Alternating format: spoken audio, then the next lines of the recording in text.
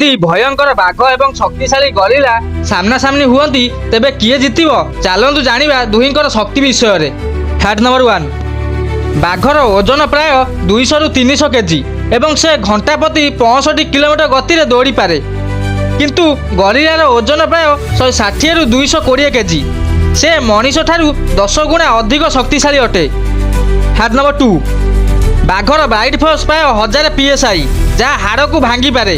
ତାର ତୀକ୍ଷ୍ଣ ନଖ ଏବଂ ଶିକାର କୌଶଳୀ ତାଙ୍କୁ ଜଙ୍ଗଲ ଶ୍ରେଷ୍ଠ ଶିକାରୀ ଭାବେ ପରିଚୟ ଦିଏ।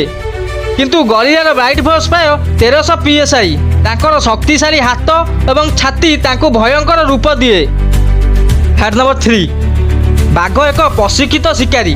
ତାର ଗତି ଓ ଆକ୍ରମଣ କୌଶଳ ତାଙ୍କୁ ଆଗରେ ରଖେ। କିନ୍ତୁ ଗରିଲାର ଅସାଧାରଣ ଶାରୀରିକ ଶକ୍ତି ଓ ହାତର ଜୋର ତାଙ୍କୁ ମଧ୍ୟ ଭୟଙ୍କର କରେ। ଏବଂ ବାସ୍ତବରେ ଏହି ଦୁଇ ପ୍ରାଣୀ ଭିନ୍ନ ଭିନ୍ନ ଅଞ୍ଚଳରେ ବସବାସ କରନ୍ତି। ଆପଣଙ୍କ ମତରେ କିଏ ଅଧିକ ଶକ୍ତିଶାଳୀ ଅଟେ? କମେଣ୍ଟରେ ଜଣାନ୍ତୁ। Thank you.